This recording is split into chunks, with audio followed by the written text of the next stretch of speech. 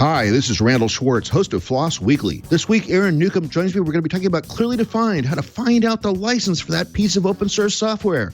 You're not going to want to miss this, so stay tuned. Netcasts you love. From people you trust. This is Twit.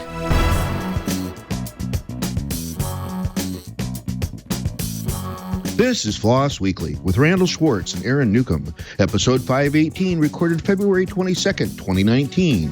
Clearly defined. It's time for FLOSS Weekly, the show about free, libre, open source software. I am your host, Randal Schwartz, Merlin at Stonehenge.com, bringing you each week the movers, the shakers, the big projects, little projects, projects you may be using every day and not aware of it, projects you might want to download right after this show and play with. Today won't be either of those, I don't think, but we'll go ahead and give it a try anyway. Joining me once again is my lovely and talented co-host, Aaron Newcomb. Aaron, welcome back to the show. Thank you, Randal. Nice to be here.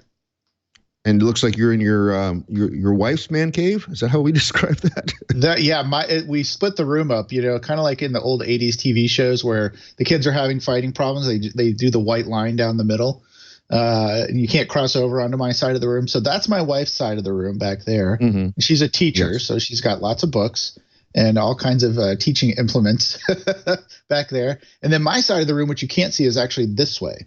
So it's the side that I'm facing. So I've got all the PCBs that I've designed are up here in front of me. All my books are up top, and all of my, Raspberry Pis and whatnot are down here on my desk. So, So every time you see me at home in my office, you're actually seeing my wife's side of the room. Cool. And I am once again in the, we call it the Tijuana kitchen set, because I'm right behind me is the kitchen for this apartment here that I share with my friend Ed. And he's the one that arranged all those magnets on the shelter. And they've been in the same place for like 4 years now. So it's been pretty crazy. I'll change the magnets. He said he's going to change them soon. All right. Well, that was my roommate there. He said he will change them soon. So next week, when you see this, you might see them in a slightly different order. Great. Well, today we have a great show lined up. We're going to have Carol Smith on in a couple minutes. She's going to be talking about the ClearlyDefined project, which according to their description is on a mission to help free libre open source projects thrive by being well and clearly defined. The lack of clarity around licenses and security vulnerabilities reduces engagement, and that means fewer users, fewer contributors, and a smaller community. So Simon Phipps actually brought this project to us. We were, as you may have remembered from a few weeks ago, I was scrambling to try to find more things coming up, and so luckily my whole team all stepped up to it and said, you should have this on, you should have this on, you should have this on, and we filled 8 slots like within like a week. That was really a miracle, because it means I was able to recover from not having done my job of filling the future slots up. But anyway, so it's pretty cool. Aaron, what do you know about this so far? I did not know anything about it. I'll be honest. Before it was brought up as a show, but I did read through at least the first page in terms of what the project's about, and it is kind of exciting for a couple of reasons. One is that we'll get into it in a minute, obviously, but there's this move, right? When you're coding software in the modern world, there's some things that you don't necessarily you want to get there as fast as possible, release your code in whatever state it's in. Hopefully, it's a good state, and so I think sometimes the license issues, right, and security and things like that can be kind of an afterthought, even more so than it was when we had these 6-month or 1-year windows for releasing our software on the gold mastered CD, So I think a project like this is actually really important because I'm assuming it's going to help developers with their to make sure that when they're doing their licensing, they're doing it correctly. But we'll find out, I guess. Well, it's always interesting because I do get occasional questions in email about when are you going to do a show about licensing? I have a feeling this is that show. So with no further ado, let's go ahead and bring on Carol Smith. Carol, welcome to the show. Hi, thanks. Happy to be here. And where are you speaking to us from? I am in Redmond, Washington. I am still in a conference room at work. So it's currently just ended snowing outside as well, which I can't recommend Washington right now this time of year. Well, Redmond and work reminds me of possibly, might you be working for Microsoft? I do work for Microsoft, yes. That is my day job. Cool. I won't hold that against you. Although, it's really funny. It's really funny, from the days of the Halloween newsletter to now, Microsoft has really done like a full 180 on open source and embracing open source and being open source. I'm still trying to, I know what you do. Walk down the hallway after the show and try to get the guys from VS Code on. I've been trying to get to them and they're not responding to me. Oh, okay. Sure. I do work very close by them. I would be happy to walk down the hallway and give them a shout. Because I'm amazed. VS Code is so remarkable. I've been using it for doing my Flutter work and my Dart work, and it's the first time I've been happy with an IDE that wasn't Emacs. So it's definitely an amazing device. It is a much beloved project, and yes. I'm happy to hear that you are happy with it. I am happy with it, and it's sort of like if it hadn't come along, I don't know how well I'd be doing Flutter because I'd have to be using Android Studio or something ugly and slow like that. But anyway, let's talk about ClearlyDefined. What's it all about? So I am the program manager on ClearlyDefined, and I'm also on the board of directors of the Open Source Initiative, and so I'm the project sponsor for ClearlyDefined since it's a project under the OSI. ClearlyDefined is a project that's in the FOSS compliance space. So we are particularly focused just on licensing data about FOSS projects. So we're interested in 3 pieces of data in particular. We're interested in what is its license, what is its source location, and who are the attribution parties for the project. So we've been pretty laser focused in the last year while we've been building the project on those 3 pieces of data.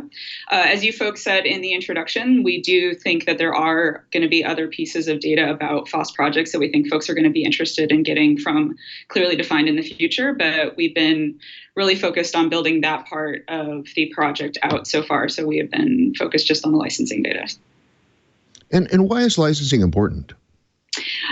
For many reasons. This is actually a thing that no matter who you are in the FOSS community, you probably either struggle with or might be interested in or might have experienced some problems with in the past. So this is a thing that, as you guys said in the opening, open source developers should be particularly interested in. Having clear licensing data about how your project is a great way for people to feel confident in using your project. If they don't know how it's licensed or what the implications or ramifications of the license your project is under, they might feel a little hesitant to adopt your project or to use it or to build on top of it.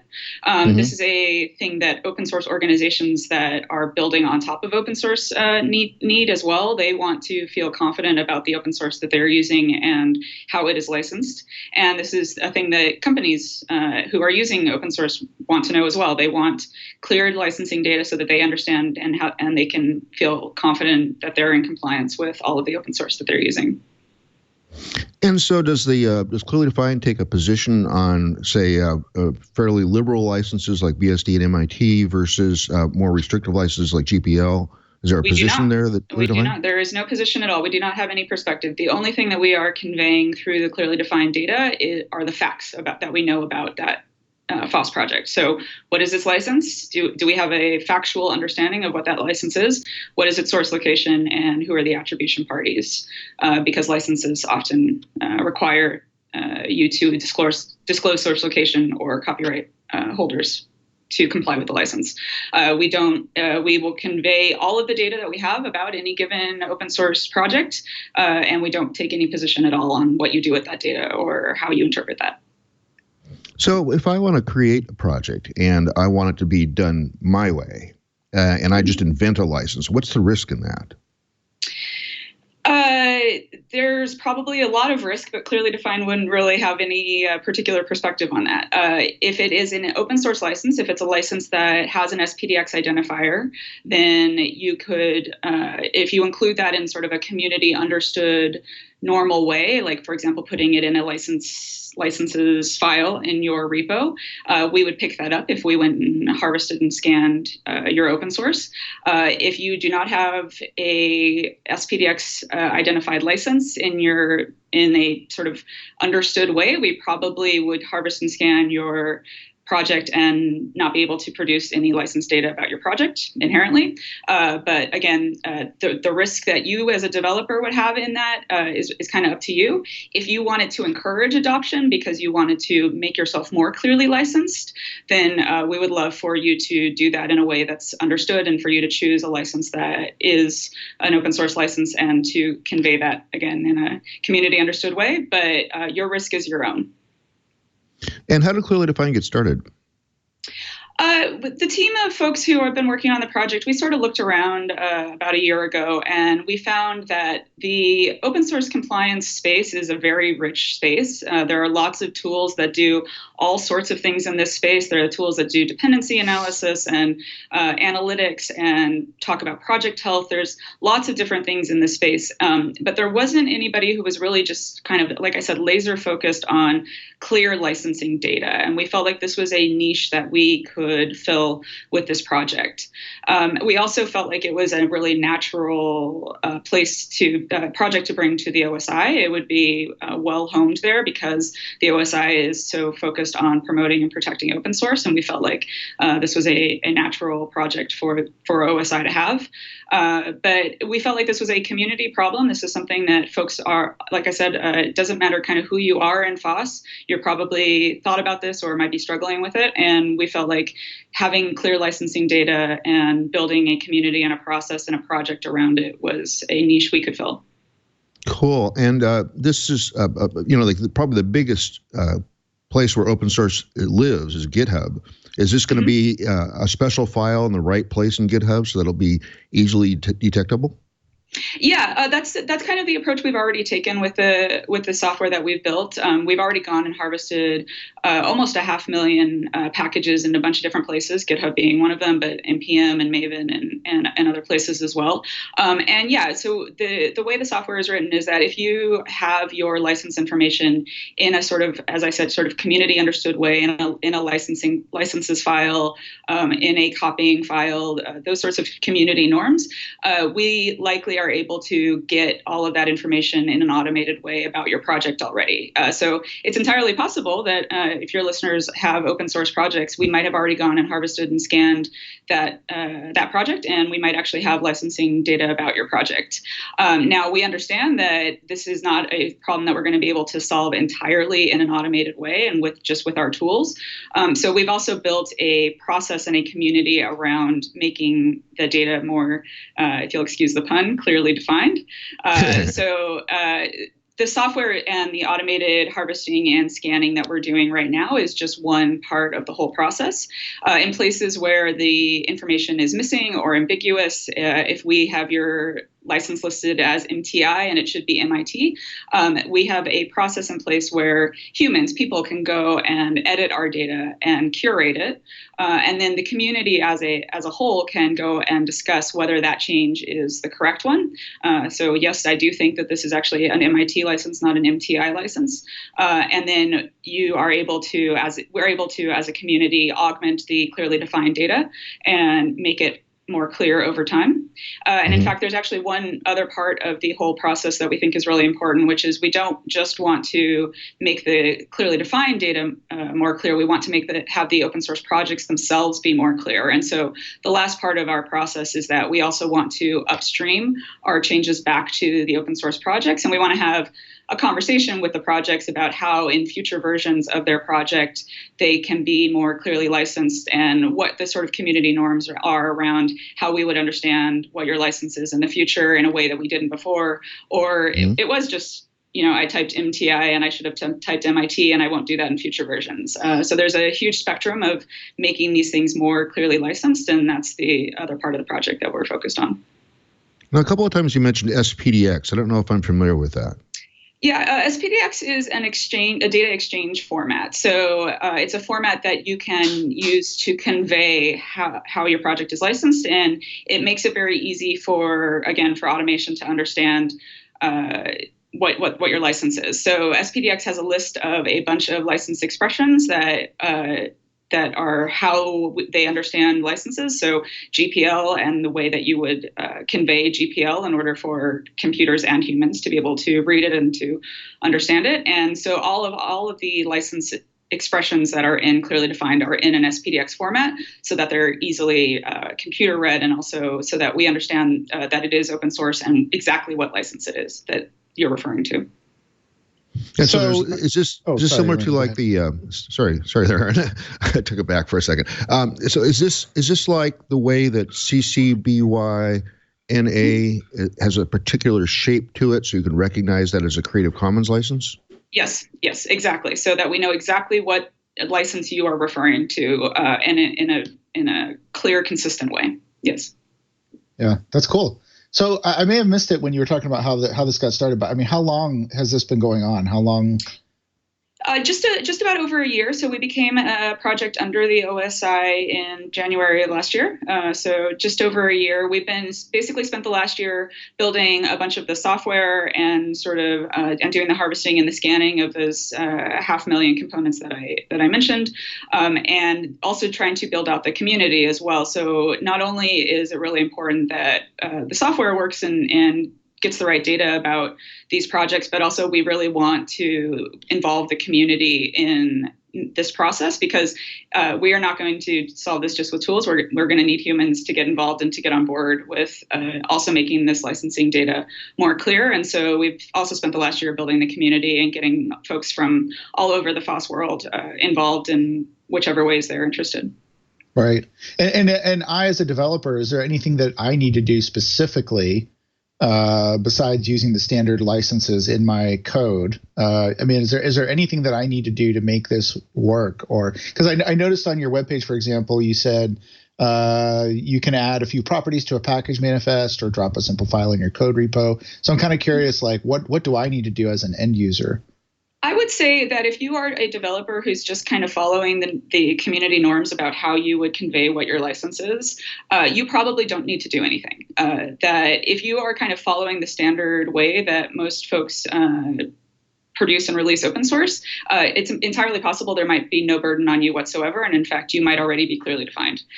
If you are keeping your license in a random file called jar.md in a repo somewhere in a strange part of your GitHub org, that would be sort of a case where you might have something you might need to do in order to become more clearly defined. We would again suggest that you might need to follow sort of standard conventions around how you would get convey your license information.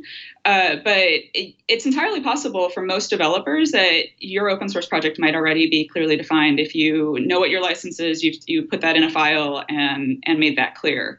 That's actually part of the project's philosophy, is that we really don't want to put the onus on the developers unless it's really sort of out of community norms. We want a lot of this to be completely automatable and done through tools, and we want humans to get involved and to be part of the process, but only in places where it kind of needs to be the case. And so at the end of the day, I mean, is this something that I would use as outside of if I'm not a developer? I mean, who has access to this, and can anybody just get in here and start doing some searching? Is there like a database that I can search? So if you are just interested in just kind of taking a look-see and seeing what we've harvested and what we have available right now, you can go to clearlydefined.io/browse and type in the name of your favorite open source project, and we might have it. We might not. If you're looking for something in particular, if you, for example, are somebody who has built an open source project on top of, say, 50 other open source things, you could construct a list of those 50 things that you are interested in learning about from Clearly Defined, and you can call our API. All of our APIs are freely available, and you can access them right now if you'd like to. I actually have a URL I was going to send you folks for the API docs that I can give you after the show, but if folks just want to make a post to our API of 100 components that they're interested in and see what we have, you're welcome to do that. And then, yes, anybody can use it. So if you are, for example, a company who is looking at the compliance space, you can also start calling our API right now and getting back the information we have about these open source projects. If you call our API for something that we haven't harvested and scanned, we will go and harvest and scan it. So we might have it tomorrow if we don't have it right now. But if you're just like a general developer and you're just interested in seeing what Clearly Defined has, I would probably suggest the browse page for you. Yeah, you just mentioned something that was going to be my next question, actually, which is a lot of companies, even if you're developing proprietary code, it's very likely that you are using some sort of open source component in the background or, as part of the overall package. So that was going to be my next question is this also a goal of the project, is to be able to help companies go in and figure out what licensing restrictions or requirements do I actually need to think about in my overall, scope of the business? Yes, absolutely. So like I said, the compliance space is rich with a bunch of tools that do lots of things that ClearlyDefined doesn't do. So, for example, dependency analysis and many other kinds of things. And ClearlyDefined is really meant to hook into those other tools and into other workflows. Like you said, companies probably have other ways that they're already finding out a lot of this data about the open source that they're using. And so ClearlyDefined is specifically meant to fill that space where what you're using. Now you want to know what is the licensing information. ClearlyDefined is exactly positioned to be able to provide you that. Yeah. And then the other thing, there's two security questions I had. One is from so you're going out and you're harvesting all this data, and I think I know the answer to this, but I want to ask just in case anyone is thinking this as well. Is there any risk to my code as you're going out and harvesting? Is there anything that you could change or impact the way that my code is running through this process? No, absolutely not. So we're not doing anything with the code or the packages that are available that someone in the public without any sort of write or change access to your code couldn't do. So if I as a member of the public could go and look at your FOSS project, that's basically what ClearlyDefined can do. What we're doing is we're actually pulling the packages from the providers. So we're going to npm.js and we're taking down, say, jQuery 1.1, and we're actually opening it up and we're running a bunch of tools on it. But that's all stuff that any member of the public could do. It just so happens that once we've done all that work, we're now providing that back to the public as a service.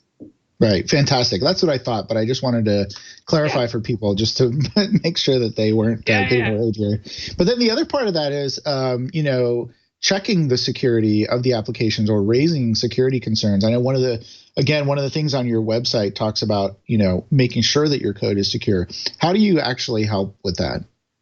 So security, like I said, so we've been laser focused on licensing data for the last year. So that's pretty much the only thing we've been talking about, and that's basically all that we've been building. Security is the sort of the next horizon for us, and so we're starting to talk about what clearly defined data about for security would look like.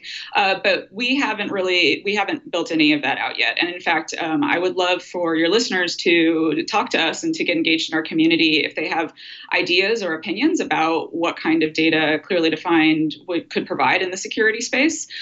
We don't think that it would probably be useful for us to just be another security vulnerability database. There's probably better information that our end users would want in the security space that ClearlyDefined could be really well positioned to provide. And we'd like to hear from the community what that would be.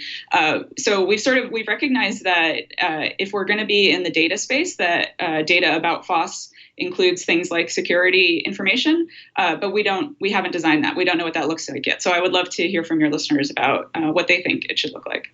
Yeah, cool. So is part of the impetus for this project also from an OSI perspective to try to get some data and some stats on who's using what license, basically, so they can figure out maybe with better granularity, like which license is more popular or which ones are growing in popularity or declining in popularity? Does this help with that at all? Yeah, I think I think this is just information that's generally useful that ClearlyDefined will be able to provide. We will absolutely start to have stats about what licenses we're seeing out there, how popular things are, and folks can use that information for whatever they want. But this is something that ClearlyDefined absolutely can start to provide. We also have another part of ClearlyDefined that I haven't talked about yet, which is we have a score. So we have built an algorithm around each individual project's license data and how clearly defined it was.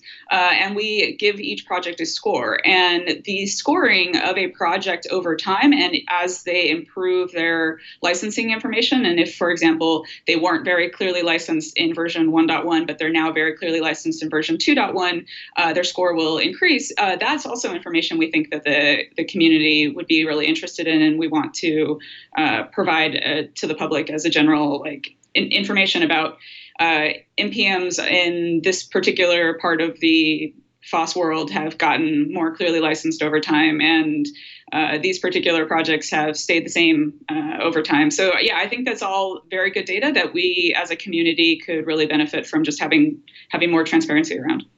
Yeah, no, I think that's great. Can you give me some examples about what would impact that score? I mean, you don't have to go into all the details, but I'm just kind of curious, what would I be doing wrong, right? And then when I change it, would maybe have an impact on that score? Yeah, I mean, the simplest example is just, could we find your license? Do we know what your license is? And if we couldn't detect a license, if you just don't have a file in there that has a license and you're missing it entirely, then you'll naturally have a lower score. There's also some other things, for example, we use tools to look at the package itself to try to, like I said, to kind of figure out what your license information is in an automated fashion. If those tools, for example, discover that you have 5 license files, each of which one says you're MIT, one of which says you're Apache, one of which says you're something else, and we're not able to determine which of those it is, or we're not able to determine that you are in fact multi-licensed or dual licensed in a coherent way, that might, for example, might lower your score. What I would say, everything that goes into the algorithm is things I think would it's again kind of follow kind of common sense around licensing. So if you are kind of following the community norms, you probably don't have anything you need to worry about. But there are lots of cases where, for example, we don't know what your license is, and so you'll have a lower score. And if we are able to figure out what your license is in a future version, your score will go up. That's really interesting. Is there? I'm sure you can do a lot of this work by algorithm, right? And crawling and parsing and so forth. But is there a human element to this as well? Is there a point where humans have to get involved and do some searching and some digging? Yes, it's really great that we have community norms around licensing, and unfortunately, not everybody is following them, which I'm sure is probably just because humans are involved. But yeah, so we have a automated process where we go and we run a bunch of tools. We run a tool called ScanCode, which does scanning on open source packages. We run tools called FOSSology, which also does scanning. We run Licensee, which is a GitHub tool that tries to figure out what an open source project's licenses. We run a bunch of tools, and then basically we run over all of the information that we've gotten from all of those tools and try and get the best, what we call definition, which is essentially the best information about your license, your source location, and your attribution parties that we could figure out. And then we expose that definition. Again, that's just our service. But then, yes, the next piece of it is often those tools have missing or ambiguous information. Like I said, you said your license was MTI, and for some reason, other people think that it's MIT. So then we have a way that you can, on ClearlyDefined, as a person, as a user, go and change the license data right there. And then that change is submitted as a pull request on GitHub. And so the community can come and talk about, yes, I do think actually that this project is licensed under MIT, even though they've listed their license as MTI. We think this is a good change. And the community can have a conversation about whether the change is the proper one, and whether that is a more clear conveyance of what the project's license is. And just like code, this is data, but you can think of it just like code. People can have other opinions and say, no, we don't think that that's a good change. We think actually, yes, in fact, their license is MTI, and we have reason to believe it because we saw this mailing list thread where somebody said, I want to license myself as MTI.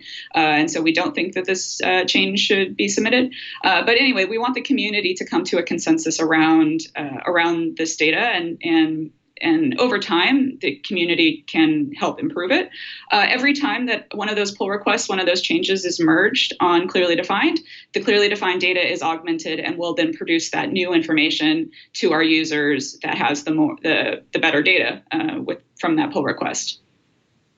Does the clearly defined database have the notion of dependencies? So if I depend on another project and it depends on another project, can I trace that with clearly defined?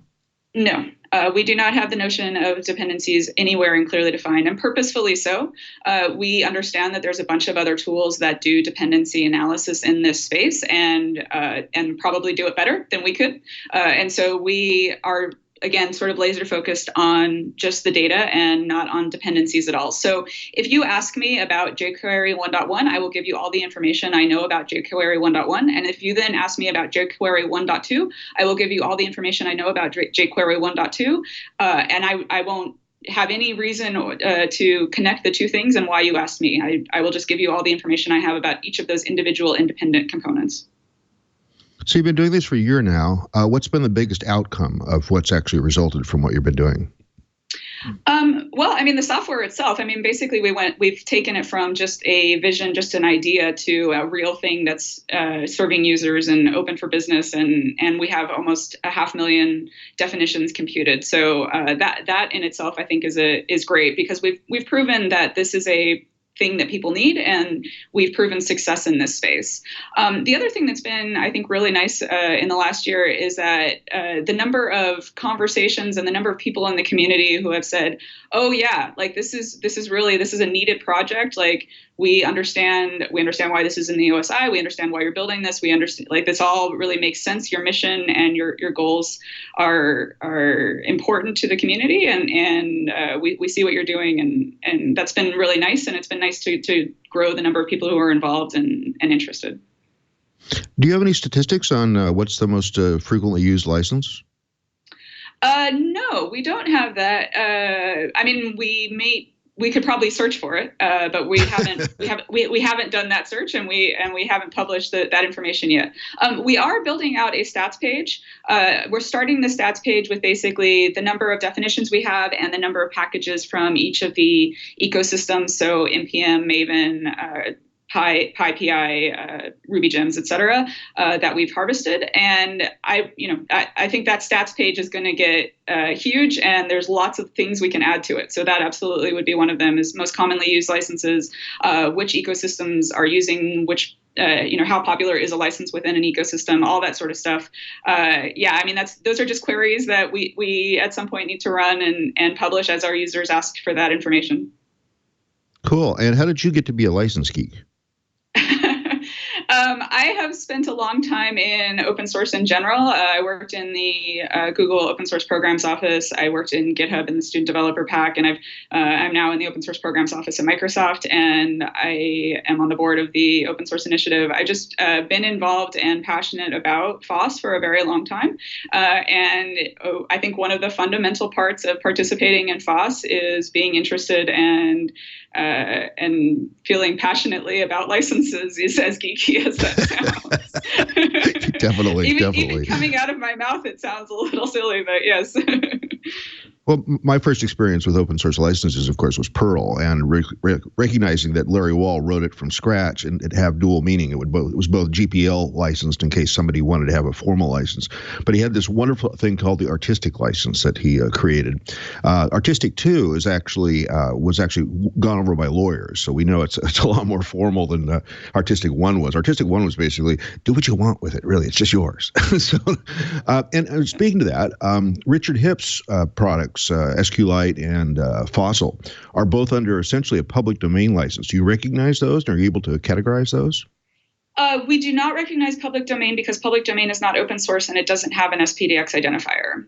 So right now, Clearly Defined will see that in the way that SPDX recognizes that, which is SPDX puts those under an expression called no assertion, which is basically we can't tell what it is. We don't think it's open source from what we can glean.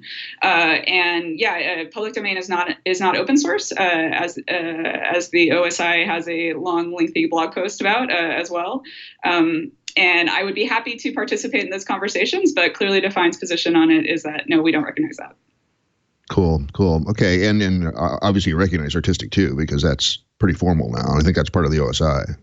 Yeah, pretty much. Pretty much, if it has an SPDX identifier, we can understand it. Whether or not your project, we will pick up that your project is licensed in that particular way, is again going to depend on the tools and where you've put your license file and a bunch of other kind of things like that. But in general, if you say I am under this SPDX license, ClearlyDefined can understand that. And what if you find multiple licenses in a project? What do you do with that? We have two different concepts in ClearlyDefined. So we have the declared license, which is what we sort of refer to as like the thing that you say you are licensed under. And if you are dual licensed, we can handle that. If you are multi-licensed, we can handle that. It may or may not, again, just based on our tooling, that may or may not come out in the harvesting and the scanning. It kind of depends on where you've kept your license files, like I said.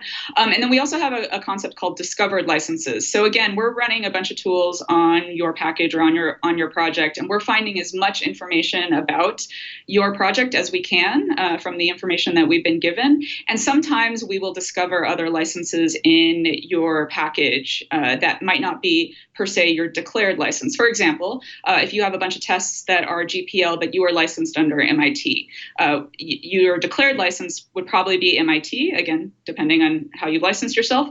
But we would just say that we also discovered GPL in your code as well. So we want to give our end users as much information, as much factual information about what we've found as we can, and to be completely transparent and to say, we found MIT and GPL. We think that this project is licensed as MIT.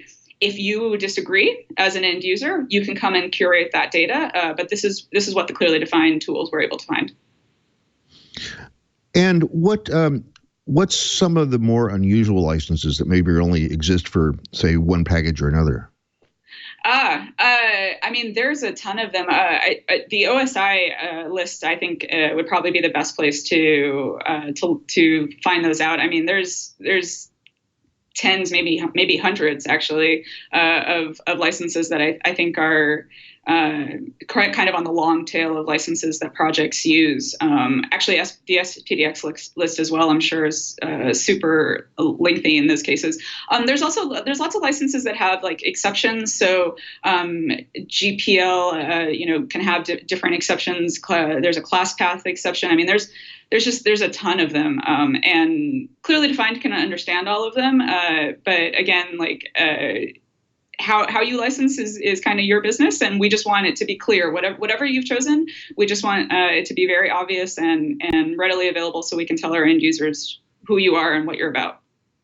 And are you still seeing licenses like this is okay to use for any purpose except military? Oh. I don't know that I have come across that in my work and travels. That does not mean that it's not there. I just can't say that I've personally run into it. Really? I think it was more popular in the 70s, I think, is a kind of a response to. I absolutely believe you. I have not run across those. Wow. And so is this your day job too, or do you actually have other work you're doing to get paid? Yes, I do have this is part of my day job. So I work in Microsoft in the Open Source Programs Office, and being the program manager on ClearlyDefined is a large portion of my day job. I also do other work in the Open Source Programs Office for Microsoft. So we have, as you said at the top of the show, we have a lot of other work we're doing in the open source space. So we work internally with other teams in open source, and then we also work externally with other open source communities and with other folks outside of Microsoft and with other companies and organizations who are also in this space.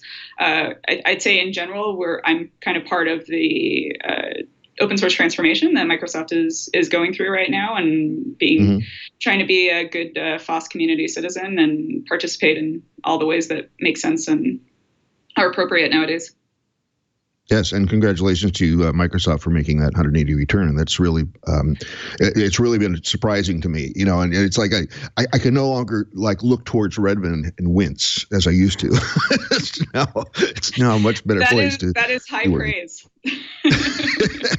And considering I've been doing open source all my life, I mean, basically from the time I was just initially into getting into software, it was all open source to start with. So I've been using Perl since its inception in 27 years ago, 20 years ago. So I've been definitely making a fine living off of using open source software. Oh, we have a question in the chat room here. How does ClearlyDefined handle claims of identity theft where the author is just a handle with no contact details? I don't know if that's a solid question. Or you take that? I would probably need more information there. So if it's just a package that's available on npm, but the author is not clear, I don't know that I can say. I mean, I would say we can still go harvest and scan that package, and we'll get whatever information we can about it. I think that maybe the questioner is asking about, like, someone says that they own that package when they don't. Yeah. I guess I probably need more information. Yeah, another chat room person says, Eric Deckman, one of our regulars, says, clearly secured. No. Are you scraping this from the website, or are you hitting APIs from things like GitHub and yes, GitLab and things like that? All of the above. So we are going to the package providers, so npm.js, and we're getting the packages from there. We also support all of GitHub, so we can go and look at the Git repositories and scan those. So we're kind of harvesting from everywhere. We are only supporting certain ecosystems right now. Actually, that's a good thing for me to mention as well. So we support npm, Rust, Maven, PyPI, NuGet, and Ruby Gems, CocoaPods, and a couple others. But we have not moved into the Linux world yet. That's actually something I'd love to mention to your listeners. If someone who's listening has experience with Linux, the Linux package world, wherever it might be, and they would like to come and help us be able to harvest and scan the Linux world as well, we would love the help. We want to continue to expand the amount of packages that we've harvested, as well as the sort of the number of ecosystems that we support. So we would love help. We've done the ones that are popular and we had an understanding of, but there's a lot more work to be done there. I was listening very carefully and I didn't hear it. CPAN? Yeah, not yet. So no. Well, no. So I would encourage your listeners to go to our browse page, see what we have. And if you don't see the thing that you're looking for, then please join our community and help us get the thing that you're looking for. Whether that's an individual project or whether that's a whole ecosystem of packages that we just don't support yet. So clearly the ClearlyDefined packages, the ones that actually make up your website and things like that, those are open source, right? Yes. So the software itself is MIT, and then all of the data that we are providing to users is all CC0. So we've really gone to the trouble. We've really made it a part of the project philosophy that everything that we have, we want to be completely available to users. And in fact, we actually, when we run these tools on these packages, we make all of the harvested data, the raw harvested data, also available to users if they want to look at it. We summarize it into that definition that I was talking about, which is just those 3 pieces of information, because we think that's what most users are going to be looking for. But if you want to go and see every bit of information that we got about a particular package, you can go and find that as well. We want it to be very clear, the entire provenance of all of the data that we are providing to our users, so that they don't have any concerns about the quality or the transparency of the data. Now, if it's wrong, we want you to come and help us fix that, but we don't want you to ever be worried about the provenance. Cool. So while Randall's been asking questions, I've actually been poking around in the definitions, which is really easy to use, by the way. You just go to clearlydefined.io and click on the little definitions tab or button, whatever, at the top of the web page, and it takes you to a little search engine where you can look for stuff. And so I've been poking around at like some of my company's code, which is AppDynamics, which is, I'm not going to tell you the scores. But they're really bad. You found your company's code on there, so that's good. We've harvested your stuff. It's discovered, right? It's discoverable. It's discoverable. If you go and you hover on your score, you will see the components of the algorithm that made up that score. There's only one word for each part of score, so it might not necessarily be obvious to you exactly what is making up that score right there. But we're trying to expose as much as we can about how we're building that score to you. Yeah, exactly. So I just did. I just hovered over it, and it's 0, 0, 0. It's like, oh man, we got to go fix this. But I think this is really a great tool for companies who just want to just to do a quick inspection of like, am I doing things correctly? And the other thing I noticed is that I don't have a whole lot on GitHub, and most of my stuff I write are just like pet projects. I need to get more on GitHub just for so other people can use it. But I noticed that like when I do a search for my name, I don't see my name in there coming up as any sort of hit. Why would that be? Okay, so you're saying that you're looking at something that you folks built, and you are expecting to appear in the copyright holders information? Yeah, so when I search on ClearlyDefined, like if I just put in my first name, Aaron, I see a lot of GitHub users. So basically what I'm doing is I want to do a search on my username in GitHub. So that might just be a function of the search on the website. The tool is really constructed around looking for an open source project, an individual component. So jQuery 1.1. While you probably are seeing people because of GitHub repos that we've gone and harvested, and we'll have information about authors in there. I wouldn't per se necessarily expect to be able to find like you, an individual GitHub user on there. So that might just be a function of the way that your packages are on GitHub, or your code is there. That might not necessarily be anything you did like sort of wrong. Right. Okay. Good. I just wanted to make sure I'm like, am I excluded? Did I offend somebody? Like, you are not excluded. I'm really happy to hear that we've already harvested your projects, because that means that you can come and participate in the community and help you become more clearly defined. So you are already an honorary member of our community. Right. Yeah, no, exactly. That's great. I mean, and you mentioned Nugget, for example. So there was 3 or 4 of our projects that came up on Nugget, and then one of them came up on GitHub. So we have more out there. So it just makes me wonder, like, okay, why aren't they in there? Like, maybe there's a way to gamify this somehow. I don't know. I think there absolutely is there are great ways that we can gamify this. We just we've just had a pile of work and we haven't, but like, I think this is a great natural extension. Our browse page, you can do a bunch of filtering on our browse page that is actually intended to try to be the first step towards kind of gamifying it. So you can actually search for things specifically that have a low score. So you can search for your projects and, sort by things that, for example, are missing their license entirely. And that's meant to encourage our community to come and to help us curate this data. So for example, for your projects that you're looking at that have a score of 0, if there isn't a declared license in there, you could go and just add what your license is right now, and you can make that pull request like as we're speaking. And that it's meant to be super easy for a user to engage with our project, so that we can start to over time clear the licensing data and also build the community. Yeah. And I don't want to brag, but Perl is 55 and Python is 45 and PHP is 51. So yay, Perl! You're not bragging. You're just stating facts. I am reading it right off the screen. I'm not making these numbers up. It's right here in your database. So yes, that's pretty cool. Hey, we're almost out of time. I actually have one other thing I wanted to mention for folks, which is just kind of a fun thing that we've added to the tool that might be interesting to folks. It might not be interesting to everyone, but it's something I wanted to mention.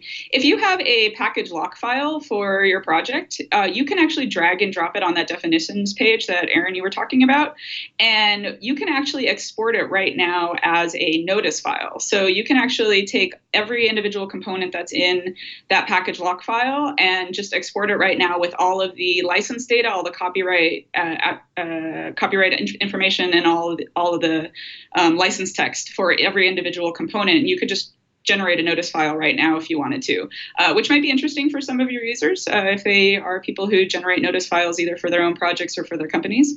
And that's something that ClearlyDefined is really well positioned to be able to do, and it's super easy for us. So we like doing it. How complete are you in walking all of GitHub? I don't know that I could answer that question because how big is GitHub? It's about 8 inches by 6 inches on my screen. Yeah. Okay. We have. So I would say we have harvested all of the popular projects on the package providers, so on NPM and Maven and NuGet and et cetera, et cetera. And in a lot of cases, packages point to their source location on GitHub. And so we have gone to the source on GitHub and we have harvested and scanned that as well, which is why we have such a huge corpus of GitHub data as well, is because we've scanned a bunch of source on GitHub. But we've done that because somebody was interested in a popular package on npm.js. We haven't specifically gone to GitHub and just scanned everything. What we're trying to do as a community and clearly defined is we're trying to have information about the packages that people are likely to ask us about, the things that are popular, the things that people are going to be interested in the licensing data around. Eventually, we'll have everything. We'll have the world. But for the last year, since we've been building the software, we've been focusing on trying to prove success. And that has meant focusing mostly on popular projects. Like I said, again, if you ask us our API for something that we don't have, we will go and harvest and scan it. So that is another way that we're determining what people are interested in. And so over time, we'll start to get more and more of that stuff, much of which will be on GitHub. So me searching for the 3 packages I have on GitHub that are all Perl, by the way, is actually implementing some sort of request to go out and scan those eventually? Yes. Yeah. So particularly, it sounded like you found the stuff you were looking for, but in particular, if you looked for something, if you put in a coordinate, the coordinate is how we identify each of the individual package. If you put in a coordinate and we don't have it, and we're not able to return a definition, we just proactively go off and harvest and scan it. And then in the fullness of time, eventually we want clearly defined to actually be monitoring all of the package providers. And whenever a new version of anything that we've already harvested and scanned comes out, we will just go proactively harvest and scan that. We're not there yet. Right now, like I said, we've been focusing on what our users have been asking us for and doing it based on popularity. But eventually, we want to have the whole world everywhere. Eventually. Cool. And it looks like SQLite is actually 54, so it's just one down from Perl. But Perl still wins. Perl is still winning. But nobody's bragging. Nobody bragging. I'm just reading the numbers off the screen. That's all I do here. Anyway, we're almost out of time. What's in the future for Clearly Defined? And what's the biggest thing you're still missing? And what kinds of people do you need to make that happen? Yeah, so I'd say absolutely most crucial to us is getting more folks involved in our community and doing curations and helping to make this data more clear and better for our users. And we want folks using the data, so everyone, please use our data. We have provided it as a service for free because we want people to use it. But on the horizon is definitely clearly secure. We've been hearing from a lot of folks that is an interesting thing that they would like to see in the clearly defined data, and we think that again we're well positioned to be able to provide that. So that's definitely next on the horizon. And then also as a general part of the whole project and the process is we also want to be working with the upstream projects to have themselves become more clearly defined over time. And so we want to work with communities on what is their community norm around how they produce their licensing data for their packages, and are the clearly defined tools harvesting that in the right way, and can we improve our tooling? And then, oh yeah, actually, you're right. My license is MIT, not MTI. I'm going to change that so the next version is picked up by clearly defined. All of those sorts of conversations with the projects themselves is definitely really important to the whole project success. So that's going to be a lot of conversations, and it's going to involve a lot of word of mouth about this project. So hopefully, folks who are using the data will tell other folks, and over time, this will start to become an even bigger community project. Well, given that over the last 30 years, I've definitely seen the world shift to more and more open source software. The idea of having a cleanly defined license. I mean, OSI took that on 15 years ago, and that's a good framework, but also have a way to do some sort of automated query for that, so I can kind of see what the lay of the land is. This is definitely a very important project. Oh, thank you very much. Thank you. I Cool. hope you will yourself become more clearly defined and use our data and get involved in our community. Yes. Well, in my spare time between, I think it's like 1 a.m. and 3 a.m., I probably could do something like this. I haven't got that allocated on my calendar just yet. Yes. So. In all of our infinite free time. Yes, and two final questions because my audience will yell at me if I don't ask these. What's your favorite programming language? My favorite programming language, probably Python. Okay, whatever. And okay, Perl scored higher. Perl scored higher. And what's your favorite text editor? Oh, geez. Emacs. Emacs, yes. Okay. I gotta win. Right. I gotta win. Okay, so I got like a 50% on these two questions. Yeah, you did it. You did it. Emacs, my favorite text editor. There's a little bit of me in every copy of Emacs that ships. So the Emacs list pretty printer I actually wrote, and Richard Stallman called it brilliant and wanted me to make sure I get that into the distribution. So there's a little bit of me in every copy of Emacs. Very cool. So it's been wonderful chatting with you, and now I have to scroll down and get your name again. I hate that when I do that. Carol, thanks for coming to talk to us about the whole Clearly Defined project. I really appreciate that. You're welcome. It was great to be here. Thanks, guys. Cool. And Aaron, what'd you think? Well, I echo what you were saying at the end there. I think this is great. I like the fact that Microsoft is supporting this. I agree with your comments about Microsoft. I was just thinking the other day, like, wow, what world is this? Where am I? Like, this is really strange. Microsoft company that's supporting open source in many different ways now. Very weird, but very welcome as well. And this is just one more example of it. I think this is great. So like I was saying, when you go into Clearly Defined and you actually click on the definitions and start poking around, it's a great way just to find holes, even just for your own project. Just go around. Am I listed? Are things correct? And then go in and fix it if it's not. So I think that even just for software developer teams, if you have a person that's at all worried about licensing, then this would be a great tool for them to get on board with. So I highly recommend people go in and check it out. Cool. Yeah, and I'm a little disappointed my projects weren't on there, but they're Perl projects. Who cares about Perl anymore, really?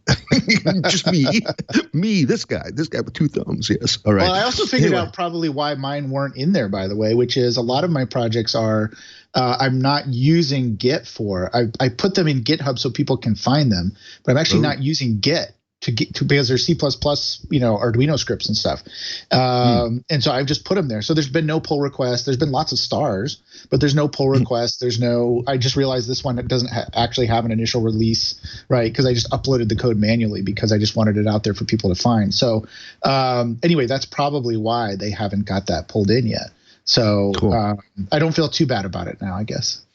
Well, I feel a little bad about mine but it's like I said, it's Perl, so it's not being referenced from NPM or anything like that because it just doesn't need to be that way. It doesn't work that way. But yeah, no, this is definitely a great project. I'm glad we had him on. Glad Simon brought this to us so we could have somebody for this week. And by the way, I should mention at the top of the show that we were taping on Friday instead of Wednesday because apparently there was some big event on Wednesday, so the network bumped us down to Friday. So here we are. But let's wrap up the show by talking about who's coming up next, and we're back to Wednesdays starting next week again. So this is only Friday this week. It's Wednesdays from now on again until they get bumped one more time. They really like Wednesday, I guess, for doing announcements. It's really weird, so I keep getting bumped. Next week, for those of you who are hungering, you're just like, with so much anticipation, you just want to have another blockchain show. Well, that's next week. Aeon's going to come on. At the root of the Aeon network is a purpose-built public blockchain called Aeon 1, because, of course, going to call it Aeon 1 and not Aeon 2, because who would be Aeon 2? So it's designed to connect other blockchains together. Ooh, it's a meta blockchain. Blockchainception, all right. Aeon provides the economic system that incentivizes interoperability in the ecosystem. This would not be a good week to play blockchain drinking games. So do not do that during the show because it's probably going to mention it quite a few times. Following that, Megalix, they were on the show on the list for a while back, but somehow my email to confirm them at the end of the week was all went in their spam folder. That's a Kubernetes Smart Manager. You get insights about utilization and resources distribution in a few minutes. Get recommendations, control when and how to apply the recommendations. Following that, Flexera Open Source Report, which is the annual vulnerability review by Secunia Research at Flexera Software, analyzes the evolution of software security. So for those of you in the chat room curious about security and stuff, that would probably be a good show to tune in on. Following that is Railroader, which is a security static analysis tool for finding vulnerabilities for funding? Must be finding. I must have typoed that. Finding vulnerabilities in applications that use Ruby on Rails. And then following that, Fluid Keys, which builds on OpenPGP and makes it easy to implement great security areas across the organization. So you know how we had all those cloud shows for a while, and then we had all those blockchain shows for a while? The next few shows are going to be about security, so that'll be fun. Following that up, EddieSync, which is a secure, end-to-end encrypted and privacy-respecting sync for your calendars, contacts, and tasks. So yes, many security shows all in a row. You can find out about all those and more, figure out who we're working on and trying to get on the show by going to twit.tv/floss. That's the homepage for this show. And there's a link from there called Upcoming Guests. You can go look at that. If you have any other suggestions, please tell the project leader or community coordinator to email me, merlin@stonehenge.com. My email address is on that page, especially if it's not cryptocurrency or blockchain. I'm trying to still stay away from those. Let's just get a little crazy. We have a live stream at 9:30 a.m. Pacific time. Normally Wednesdays. It was Friday today at live.twit.tv. We take questions from our chat room, and we took a couple today. And thank you, everybody, for being in the chat room for that. You can follow us at Floss Weekly on Google Plus for another couple weeks, but then Google Plus goes away. And at Floss Weekly on Twitter, I'll still continue to use to announce upcoming shows, things like that. You can follow me for another couple weeks at Randal Schwartz on Google Plus and at Merlin on Twitter. And I'm still on there. So I'm supposed to plug for the home office that it's time for our yearly Twit Survey. And we want to hear from you so we can serve you better. Head over to twit.to, sorry, I misread. twit.to/survey19, the numbers 1 and 9, survey 19, and be heard. So please do that so that the home office gets to find out more about who you are, so we can tell our advertisers better about who you are, and also so we can maybe they'll use that to cancel Floss Weekly. I don't know. No, don't say that. Please don't say that. All right. Anyway, because I want to keep doing this show. It's been a lot of fun so far. I'm going to be at Scale 2019 in Pasadena in about 2 weeks. So if you're going there, please come by, say hi. We're doing a Flutter/Dart meetup, BOF, on I think Thursday night. So please come by if you're interested in Flutter and Dart. And that's about all I have to plug. Aaron, what do you want to plug? Hang on, I was just replying to Eric Thuckman here. He says every time he takes the survey, he clicks on Floss. So we like that. We appreciate that. Definitely vote for Floss, if that's one of the questions. I don't know. I haven't taken the survey myself. I should probably do that.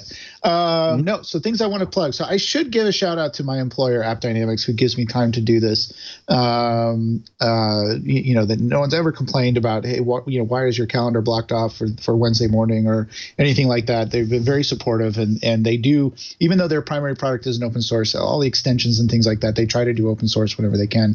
So it's kind of surprising. So I should give a big shout out to them, thank them for letting me actually be on the show. And you can find out more at appdynamics.com. If you're having a performance problem with your application, you want to get down to root cause in as little as 3 clicks, you can do it with AppDynamics. So there's my little plug for them. Also, we're starting up our annual mini maker event that we're having, although we're changing the name this year to Steam Discovery Festival.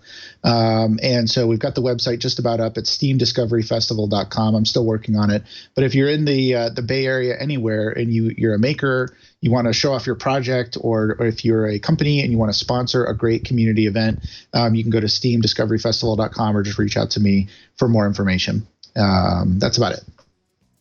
Cool. Aaron, I really want to thank you for, again, being my co-host on this week's show and providing your insight and everything as well. Yeah, absolutely. Always glad to be here. Cool. All right. And we'll see you all again next week on Wednesday, though. Next week on Floss Weekly.